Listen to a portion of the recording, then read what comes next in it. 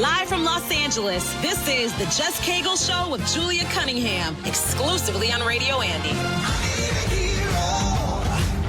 Listen to this. Oh my gosh, it's Just Kegel. Welcome back to the show. I am so excited about this new album. I'm even more excited to talk to my next guest, who we've maybe seen each other before. Maybe I've seen you in a room. We've never really met. We've never had a chance to talk. I know. I have so many questions for you. The world is now a better place. Well, cancel I get everything. To meet you. Cancel your trip to London. Cancel everything, because I've got a lot of questions. Okay, I'm ready. Anyway. You just lock me to this chair. Oh my gosh, he's sold millions and millions of albums and millions of singles, and he's beloved all over the world. He's got the greatest fans in the world. You haven't even said that, but I mean, they're nuts for you. You're absolutely right. Adam Lambert, hi. Hi. Welcome to the show. Thank you. Thanks for having me. Congratulations on this album. Thank you. Which is a different kind of album. So you is. haven't done one like this before. Yeah, covers album. The idea came up years ago to do it, and at the time I thought, no, that's not what I want to do right now. But when the idea came up this time, I thought, yeah, that sounds like a nice challenge. Yeah, I can't wait to hear how you chose it, but also I love the title of this because it's a very Adam Lambert sort of title. It's called High Drama. It's right on the nose. How did you right there? When did you come up with that title? It's I actually was in the office of the head of Warner UK, the label that I got signed to put this album out, and he and I were talking about how I was going to approach the songs. What's the direction? What's the vibe? And I said, I just want to make sure that I take all the songs and kind of turn them on their side.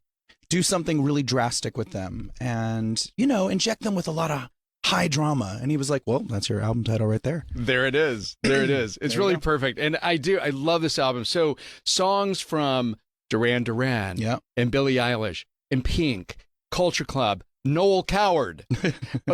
And they run the gamut of artists. They run the gamut of styles. They run the gamut of time periods. Yeah.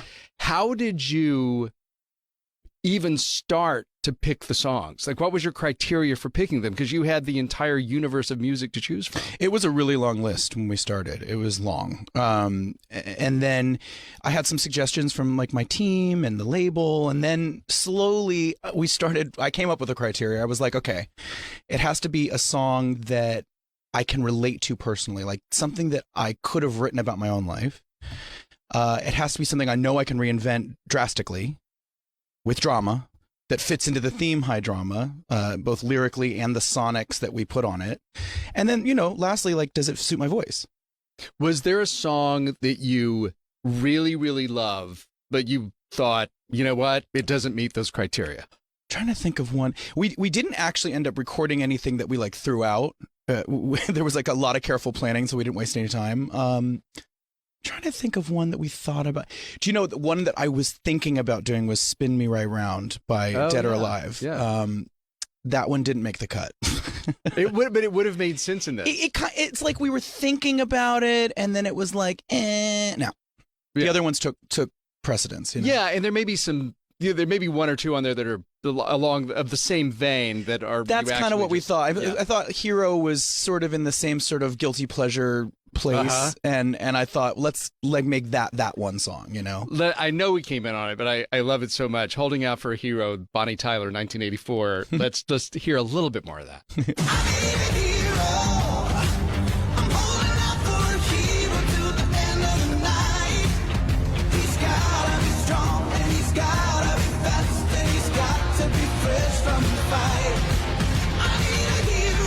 So good.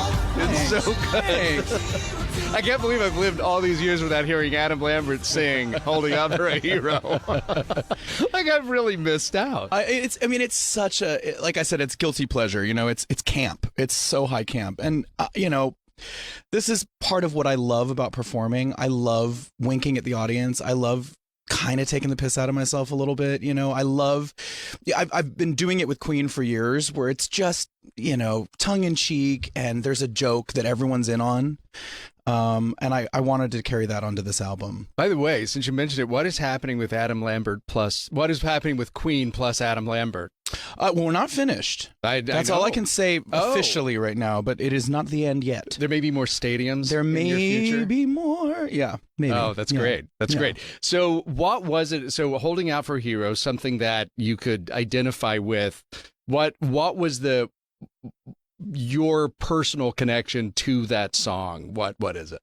I just remember hearing it since I was a kid. I think the thing that I'm so inspired by with that song is Bonnie's vocal. It's just such a like badass, like rocker, like urgent, and she's like passionate. That's what makes the song for me. And so, I think I was like, I want to try to sing that too, because it makes you want to sing along. It's so fiery, and then obviously we got in the studio and I'm like, okay, so what are we going to do with it? Because we can't just recreate the original. And we actually tried to do a different type of treatment on it first, and it didn't feel right. It didn't work out. It was more like dance, and it was like, this doesn't feel right. And then one of the people on my team was like, well, why don't you do like a shuffle? And that's the rhythm, that dung gu ga ga gung gu ga, which is very glam rock, like early 70s. And I was like, oh, light bulbs went off all over my head. And I thought, okay, that I totally hear it in my head now. And we got in the studio and we tried it, and it clicked right away. One of my favorite songs of the album is a Sia song, Chandelier. Great job. I'm gonna swing from the chandelier, from the chandelier. I'm gonna live like tomorrow doesn't exist, like it doesn't exist. I'm gonna fly like a bird through the night. Few more tears as they dry. I'm gonna swing from the chandelier, from the chandelier. Oh my God. Aw. Adam Lambert, you have range. It's so good. So that one seems tailor-made for your voice. It's such a good song. I mean, that is like, I remember when that came out, it was just like, it was all over the radio, and it was such a breath of fresh air because nothing else sounds like Chandelier. It's its own little animal. And I'm a big Sia fan. I mean, everybody that's covered on the album are artists that I really respect, that all have a real clear individuality and lane that they're in. I'm very inspired by that, and Sia is definitely one of them. I've met her before. She's lovely. She's eccentric. She's an incredible songwriter, and singer, as you know. And the song is just like, I think everybody can relate to feeling like, you know what, maybe I was partying a little too much at that point. I've definitely been there. Is that your personal connection? I've definitely to that been song? there. Yeah, I've definitely been like, wow, you were a little out of control. This was years ago, but probably in my 20s, I was, what do you do in your 20s? When you're If I was Adam Lambert in my 20s, I'd be dead. I don't even, I'm sure it's been insane. Thank God I didn't die. Yeah. So what, was there a song? I'm assuming maybe Chandelier might be one of these, but you're driving around in your car, it comes on, you're singing along to it, and you're thinking, one of these days, I'm going to record that. Do you know, I'm trying to remember when the idea came to me on that one. I think somebody said, what about Sia? And I was like, oh yeah. And I was looking through her catalog, and that was the one that I think was one of my favorites, which I felt like I could do something with it. I felt like we could take this song, which is pretty perfect as it is, and how do I make it different without, sort of disrespecting the original? And I was like, well, why don't we just like make it rock, put guitars on it. I'll sing, the top notes, with muscle, and it'll still have its essence. Are those notes ever hard to hit? Yeah, it was really hard. That was a tough one, actually. How do you warm up? Like, you're in the recording studio, and obviously you're not being auto-tuned. Like, it's going to have to be you.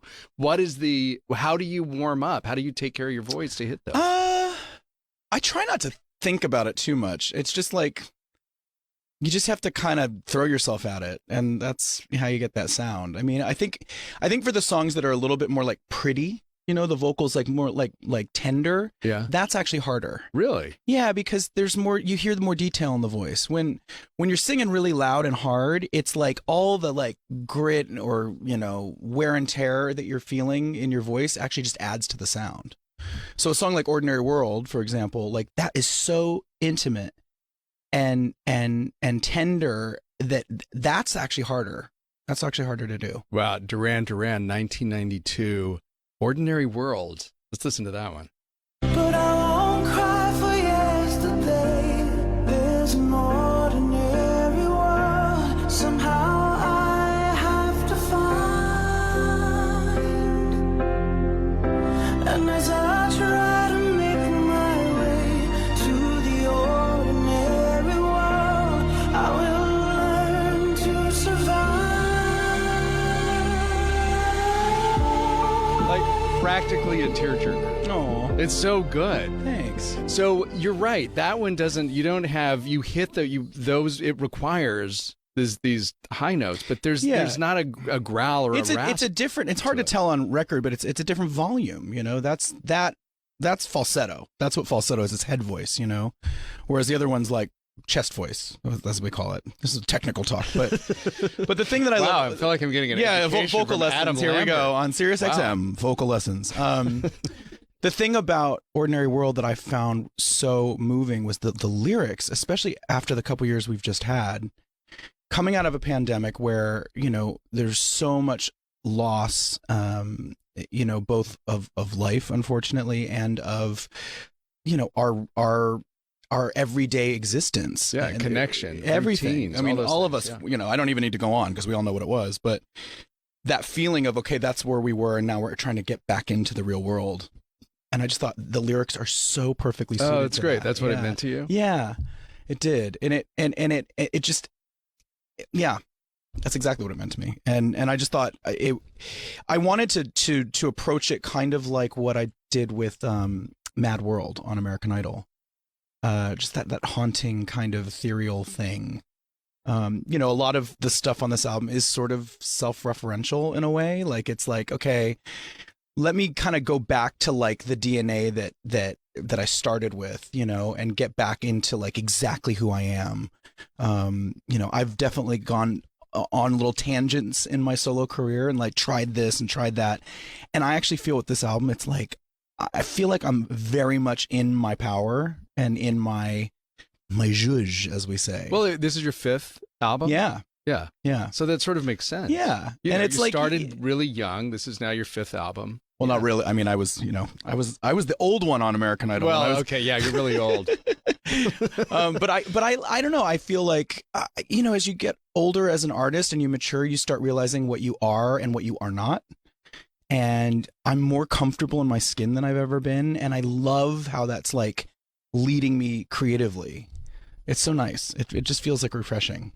You're listening to the Jess Cagle Show, and I'm here with Adam Lambert, who has this new album out. It's called, great title, High Drama. High Drama. And I mean, it is covers, but it's like no other cover album I've ever heard. It's just fantastic. And Thanks. we were talking about how you chose the songs, and they were all songs that, technically would work for you, for your voice, but also songs that meant something to you, that also you had some personal connection to. And artists from Duran Duran to Billie Eilish to Pink to Culture Club. I mentioned Noel Coward earlier. But there's one song that I think probably has a pretty profound meaning to you, because it came from an artist that probably has a pretty profound meaning to you. And that's I'm a Man from 1973. And this is a song that a lot of people may not have heard necessarily. So I'm an elegant man, I'm a man, satin boots and open toes, what I am. It's great lyrics. Yeah. I'm a man, yeah, I'm a factory man, light up stepping, softer touch, a gentleman. So great title for a song, which when it came out in 1973, that title from that artist, I'm a Man, was really revolutionary. And tell me about the background of that song, what it means to you. Well, I mean, obviously, this is probably the most obscure song on the album, and that was so exciting to me, to be able to like do big, well-known songs and to get to like possibly introduce somebody to this guy. His name's Joe Bryeth, and he was technically the first openly gay artist to be signed to a major label. He was signed to Elektra Records back in like 72 or 73. And it's a very interesting story. Like, he came from the musical theater. He was very talented. He was like a pianist, composer. And he met this manager in New York, and he was like, please make me a star, and I can do this. And while he was making his first album, the manager was out there pulling all these PR marketing stunts and this big budget together, and they had this giant billboard over Times Square, and he was doing interview after interview being like, I'm the true fairy of rock and roll, everybody else is a fake. And he had a point, because a lot of the other artists were kind of doing the like androgyny, flirting with the idea but not actually saying anything about their sexuality. And he thought it would be cool to actually proclaim it. And I mean, I do think that is very cool. Unfortunately, it was probably a little too early for that. And when the album came out, it just tanked, unfortunately. They tried to tour. He put out another album. It was hard to get past a lot of the homophobia that was built into our society at that point. And he died way too soon. He did. He tried after that second album, then he kind of vanished for a while, and then he resurfaced in New York as a cabaret artist that he reinvented himself as, called Cole Berlin.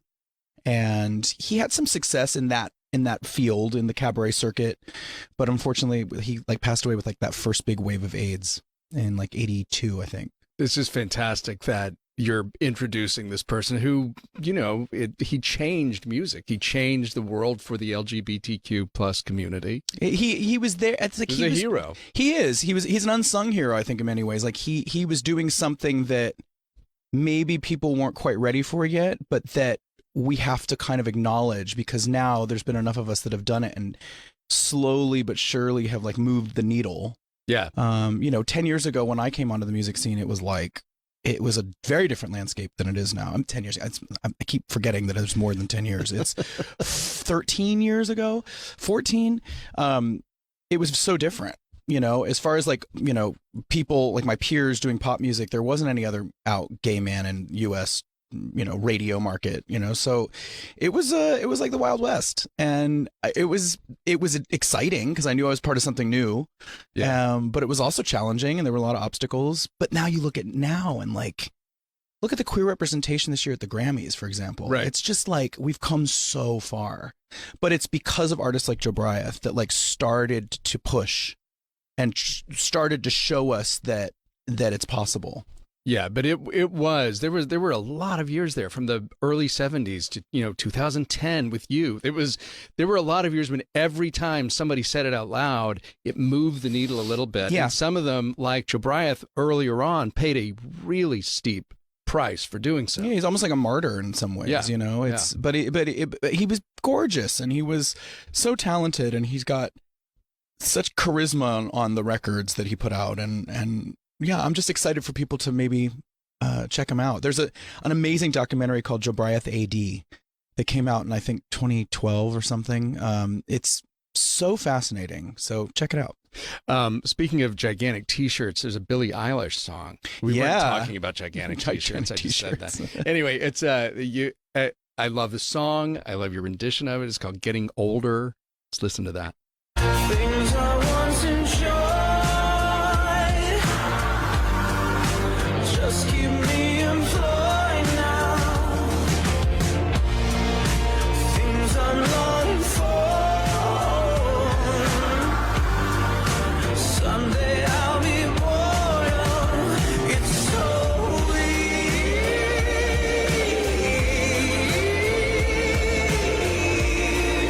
Oh, it's so weird that we care so much until we don't.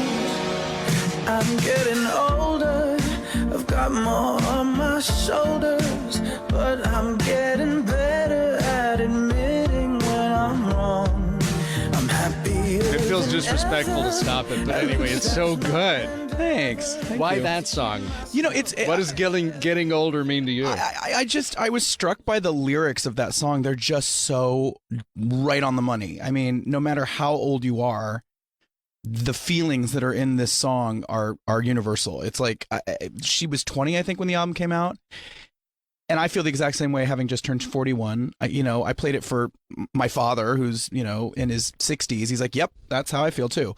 So it's got this it's got this timelessness to it, this universal message, and just some of the things that they point out it's melancholy, but it's also sort of funny. It's right. It's teetering on the edge of that line. And I found that very interesting. Well, also, I mean, it's very different when you hear it from somebody who's 20, as she was, whatever, and then when you hear it from somebody who's 40. Yeah, because that's when you actually do start thinking about getting older. Although with you, maybe 40 was a great turning point because you had so hit your stride. It all kind of depends where you are in your life when you hit these milestones. Well, it's also, this depends on how you look at it. If I look at it through the lens of my mind and what I've learned and what I know, great. But my body, the body starts to betray you a little bit. You're like, why am I hungover 6 days later? What is going on? So there's it's a give and take, 40 for me was eyesight. It's like, I knew that they said that, around your 40s, sometimes you might need reading glasses. I didn't realize it was the day you turn 40, you stop seeing. Exactly. I don't know if you had that. I have some hearing stuff lately. I'm like, huh? What? Well, I think we know the reason for that. Well, yes, there's some other reasons, but it's also the drums are getting old, so I don't know. I find myself going, okay, well, I have to embrace the fact that I might be, losing a tiny bit of hearing. That's God, Adam, you got to take care of those ears. I know. Got to be careful. Oh, I know. Yeah, I know. You're going to be dealing with that. Hopefully, by the time I'm 80, they'll have miracle surgery that Lindsay takes 6 Wagner seconds. ears. Yeah, exactly. Yeah. Laser. There's a great. I was surprised to hear this. I wasn't surprised. Like, you did a Billie Eilish song, you did a Sia song, you did a Jabriath song, a Pink song. My Attic is on there. But there's one that was a surprise to me, and it's absolutely fantastic. I love it. It's the Kings of Leon, one of their biggest hits, "Sex on Fire." Let's listen to that. Your sex is on fire. Dark of the alley, the breaking of day. Yeah, while I'm driving, soft lips are open, the knuckles are pale, feels like you're dying, hey, your sex is on fire. One of the reasons I love this one so much is it feels like a version of this, a production of this that makes total sense, but it is so different than Kings of Leon. Yeah, it really is. This was an interesting one because obviously that original record is like flawless. It's so good. And I was talking to Tommy English who produced this with me, and he and I were like reminiscing about, like the early 2000s, and the whole sort of indie dance scene and the festival circuit. And I remember going to Coachella for the first time. And I kind of wanted to give it that energy, this like sort of festival euphoria, psychedelic party thing. And oddly enough, sung in the verses by What Would Prince Do? That's how I approached it. I'm like, let me just do it real funky and staccato, and just try something different. And it kind of just turned into this jubilant little number, and it's very happy. It's just a fantastic album. Again, the album is called High Drama. It's out now. It's Adam Lambert doing covers. Everybody from, again, we didn't get to play it, but there's a Noel Coward song on here, which is from 1932, and then there's Kings of Leon, and then there's Duran Duran, Billie Eilish, Lana Del Rey. So appreciate you being here, Thank being you. in the studio. It's great to see you. Thanks for having me. Have a great time on the tour for this album. I will. I'm excited to share it with everybody. Going all over the world. Yeah. I got my wings, I'm ready to party. All right, Adam, we're going to actually go out on Do You Really Want to Hurt Me? A little Culture Club Yeah. action. Awesome. Going out on this. Thank you, Adam. Thank you. I'll be right back.